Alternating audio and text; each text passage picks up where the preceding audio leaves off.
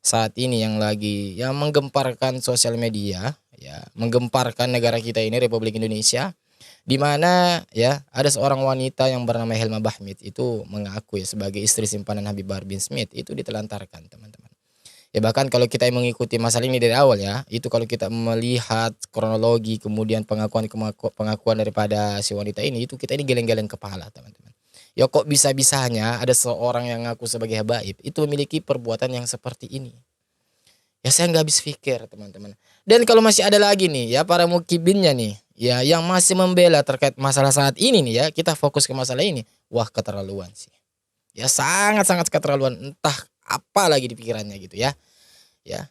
Coba ya ini ada video terbaru yang gimana ini diupload ya, saya mendapatkan dari podcast Dr. Richard Lee, di mana di situ ya yang katanya mantan istri simpanan dari Habib Bahar bin Smith itu membongkar sejelas-jelasnya, teman-teman, tentang bagaimana perbuatan daripada seorang Habib ini ya. Kita sebut saja Habib Bahar bin Smith ya, karena perempuan tersebut mengaku sebagai istri simpanan Habib Bahar bin Smith ya. Jadi kita akan mendengar bagaimana perbuatan sebenarnya. Bagaimana akhlak sih ya sebenarnya dari seseorang yang ngaku katanya sebagai cucu Nabi ini, teman-teman. Ya silakan coba kita lihat video berikut ini. Kok kamu mau menikah cuma dengan surat seperti ini? Aku pikir Kita nikah dibutakan pakai buku, itu. pakai buku nikah, ternyata cuma pakai surat doang. Pokoknya Oh. Jadi katanya wanita ini mengaku awalnya saya pikir itu buku nikah, ternyata cuma surat pernyataan ya. Apa itu materi 10.000 aku kalau tanya nggak salah terus ya. buku nikahnya mana. Dibilang nanti, gampang itu. Dia ngomong gitu terus. Dia bilang kan ini istri terakhir. Dia ngomong sama aku, aku ini istri terakhirnya. Tahu-taunya dia nikah lagi. Waduh. Oh, nikah lagi? Ngakunya istri terakhir, teman-teman, ternyata nikah lagi. Oke. Dia nikah lagi. Kami sempat makan nasi pakai teh manis Disiram pakai teh manis. karena nggak ada apa-apa lagi. Nggak ada Dok. apa-apa. Aku kirim foto ke dia bilang aku di sini 3 hari belum makan. Bagaimana dengan anaknya di dalam? Ya Allah. Astaghfirullahaladzim. Astaghfirullahaladzim. Coba kita lihat wanita ini, teman-teman. Apakah kita mau mengatakan bahwa perempuan ini membuat-buat? Atau bisa kita katakan membuat berita fitnah gitu. Coba kita lihat. Matanya yang basah dengan air. Ya. Beneran ini loh. Kita lihat ekspresinya kemudian wanita tadi yang mungkin kalau saya duga itu ibunya. Dan sampai saat ini coba kita. Ya, saya pribadi belum mendengar tuh klarifikasi daripada Habib Bahar bin Smith ini. Padahal berita ini sangat-sangat gempar nih. Ya, lagi panas-panasnya nih, lagi heboh-hebohnya nih. Ya, kok bisa-bisanya tuh gitu loh. Anda yang sudah ngaku sebagai seorang zuriyah Nabi, cucu Nabi, tetapi malah memiliki perbuatan yang seperti ini. Ya, coba kalau kita mendengar pengakuan dari wanita ini, ya katanya Habib Bahar bin Smith itu ngaku nggak menikah lagi, ternyata menikah. Ngaku awalnya itu kamu akan saya jadikan istri yang terakhir lah, bla bla bla. Ternyata tidak semanis ya ucapannya di awal, teman-teman. Itu yang aku heran, seorang Habibku jadi ini.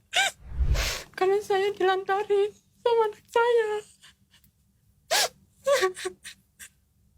Saya gak pernah dikasih nafkah. Itu pun gak per bulan.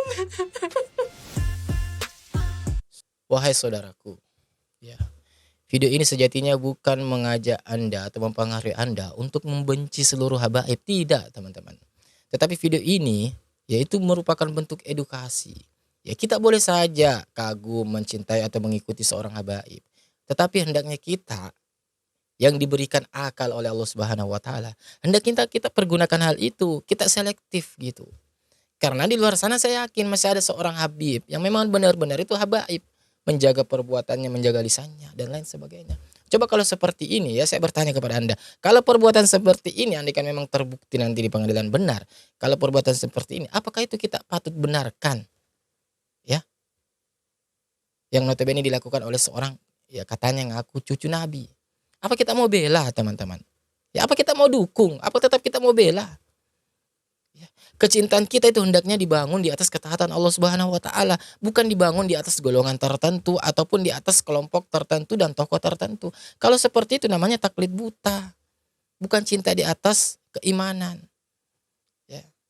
Kita sebagai seorang muslim ketika mendapati perbuatan seperti ini, Ya kalau mau orang tersebut melakukan kebenaran, kita dukung. Kalau orang tersebut melakukan kekeliruan, ya kita koreksi. Kita harus katakan itu salah.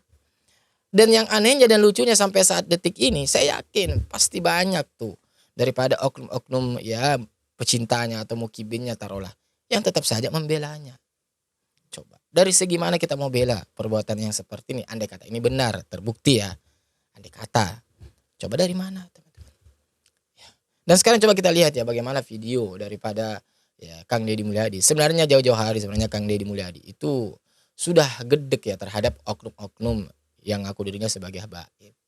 Ya, dan termasuk di video saat ini coba kita akan mendengar bagaimana tanggapan Kang Deddy Mulyadi menyikapi orang-orang yang katanya ngaku sebagai habaib, tetapi justru seakan-akan memanfaatkan nama dan gelar tersebut untuk ya mendapatkan keuntungan ya pribadi dan lain sebagainya. Ya oknum di sini ya teman-teman. Dan coba kita lihat video berikut ini teman-teman. Dirinya dengan leluhurnya. Ya. Dia hilang keterikatan dengan ibu dan bapaknya. Iya. Dia hilang keterikatan dengan kakek dan neneknya. Ya, hilang keterikatan dengan kakek dan neneknya. Dia hilang keterikatan dengan buyutnya. Dengan buyutnya. Baunya. Dengan baunya. jana warengnya. Dengan udeg-udegnya. Dengan kaisyurnya terlalu jauh. Iya. Anak-anak kita hari ini tidak tahu siapa nama buyutnya. Anak-anak kita saat ini tidak mengetahui siapa buyutnya teman-teman. Kita hari ini tidak tahu dia leluhurnya siapa. Ya tidak tahu leluhurnya siapa. Berasal dari mana. Oke. DNA-nya dari mana, genetikanya dari mana. Ini adalah sebuah upaya sistematis untuk apa? Untuk menghilangkan ikatan emosional, terutama orang Sunda dengan leluhurnya. Berusaha untuk menghilangkan ya ikatan orang Sunda dengan leluhurnya teman-teman. Kemudian orang lain datang dari negara lain ke sini. Orang lain datang ke sini. Ya, orang dari negara lain datang ke sini. Tiap hari membanggakan leluhurnya. Tiap hari membanggakan leluhurnya. Hari bercerita keunggulan leluhurnya. Tiap hari kita harus mendengarkan riwayat-riwayat leluhurnya. Setelah itu kita bermahabbah pada mereka. Coba teman-teman. Ya berapi-apinya Kang Deddy mengatakan seperti ini. Tiap hari kita ini merasa seakan-akan dibuat gedek. Dengan mereka-mereka ini orang yang di luar dari negara ini datang ke sini. Kemudian seakan-akan mendoktrin kita tentang kekultusan ya genetik mereka. Ya keluarga mereka. Ya silsilah mereka dan lain sebagainya. Sehingga outputnya kita ini akan dibuat mahabbah kepada dirinya. Ya, kurang lebih yang disampaikan seperti Kang Deddy teman-teman. Coba kita ulangi lagi teman-teman. Sunda dengan leluhurnya. Kemudian orang lain datang dari negara lain ke sini. Tiap hari membanggakan leluhurnya. Tiap hari bercerita keunggulan leluhurnya. Tiap hari kita harus mendengarkan riwayat-riwayat leluhurnya. Setelah itu kita bermahabbah pada mereka. Menghormati mereka. Mendewa-dewakan mereka. Dan kita menganggap diri kita lebih rendah dari mereka. Semua orang tepuk tangan di sini kita terlihat teman-teman ya. Dan tak terasa domba kita kirim. Uang kita kirim untuk mendapatkan air putih agar kita usahanya lancar. Kita keluarkan uang demi mereka. Dan kita semakin direndahkan martabatnya sebagai suku dan sebagai bangsa. Padahal mereka makan setiap hari dari kita. Cerita-cerita dalam setiap hari yang kita dengarkan adalah cerita hebatnya leluhurnya orang lain. Solehnya leluhurnya orang lain. Dan saya katakan leluhur kita lebih soleh dibanding leluhur mereka. Kata Kang Deddy ya, leluhur kita lebih soleh daripada leluhur mereka. Leluhur kita lebih baik dibanding leluhur mereka. Leluhur kita lebih beradab dibanding leluhur mereka. Leluhur kita lebih dekat dengan Yang Tunggal, dengan Allah Subhanahu wa Ta'ala dibanding leluhur mereka. Tepuk tangan lagi ya. Hadirin. Yang rendah diri ini berdampak pada apa? Kehilangan identitas diri. Kehilangan identitas diri. Kehilangan identitas diri. Apa yang hilang? Hilangnya tradisi bahasa, ngomong Sunda, ngestekahar. Bisa ngomong Sunda ya. Hilangnya tradisi makanan, seolah-olah kalau makan pakai jari tangan tanpa pakai sendok itu tidak beradab. Saya katakan, makan yang paling beradab itu tanpa sendok. Ya, setuju. Ya, kalau soal ini, ya makan dengan menggunakan tangan itu lebih beradab. Ya, itu bahkan ya, itu merupakan salah satu sunnah daripada Nabi kita Muhammad SAW, teman-teman. Ya, makan dengan tangan. Makan yang paling beradab itu tanpa kursi. Makan yang paling beradab itu pakai daun, bukan pakai kertas nasi, bukan pakai kertas plastik. plastik karena daun bersumber dari tanah kita, dari kebun jauh kita, dimakan oleh kita akan kembali ke tanah. Kertas nasi, kertas plastik yang kau makan berasal dari pabrik, ketika balik dia tidak balik, harus diangkut pakai truk sampah, dibawa ke TPA, menimbulkan polusi biaya negara yang mahal. Kalian baca Yasin, kalian niatkan untuk orang tua dalam kubur. Kata Rasulullah, man qara'a Yasin, siapa orang yang membaca Yasin, maka Siapa orang yang membaca Yasin maka kelak kelak di akhirat Allah persiapkan istana, temboknya terbuat dari emas putih, istana teman-teman dipersiapkan ya untuk orang yang membaca surah Yasin. tanahnya terbuat dari kasturi. Tanahnya Di dalam terbuat dari istana kasturi. itu terdapat 99 kamar. Tiap kamar ada 99 kasur. Tiap kamar 99 ranjang. Tiap kamar ada 99 ranjang ya. Tiap ranjang 99 kasur. Tiap ranjang 99 kasur. Tiap kasur 99 bidadari. Tiap kasur 99 bidadari. Wow, ini luar biasa teman-teman ya. Tiap kasur 99 bantal. Setiap bantal 99 bidadari. Setiap bantal 99 bidadari teman-teman ya. Keutamaannya yang kita dapatkan hanya membaca surah Yasin. Wah, ini sangat-sangat luar biasa teman-teman ya. Yang Allah siapkan. Yang Allah siapkan katanya teman-teman. Tadi kita baca Yasin. Baca Yasin nggak tadi?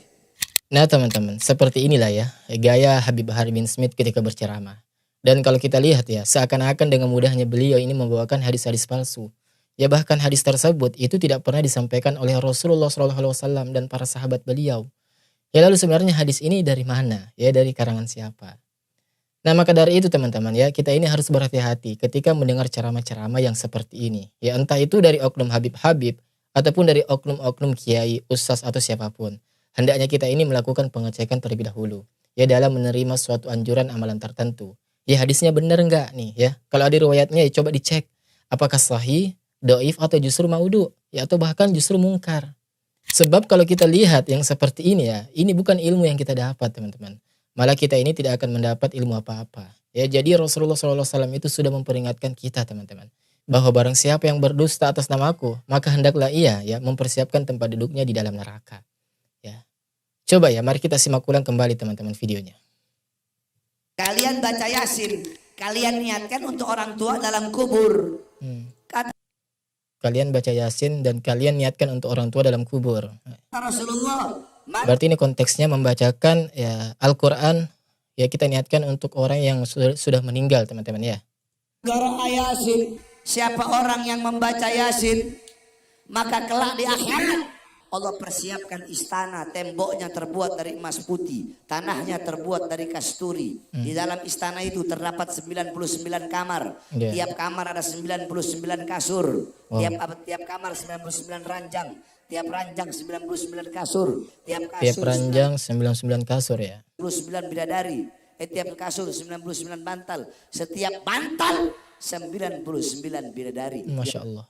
Itulah tadi teman-teman ya. Jadi ya kembali saya katakan di awal bahwasanya ya kita ini ya hendaknya setelah kejadian ini kita ini bisa lebih cerdas lah.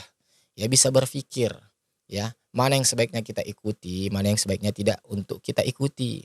Ya kita boleh kagum, boleh nggak masalah, tetapi jangan sampai kemudian kekaguman tersebut kita menutup mata daripada kebenaran. Wassalamualaikum.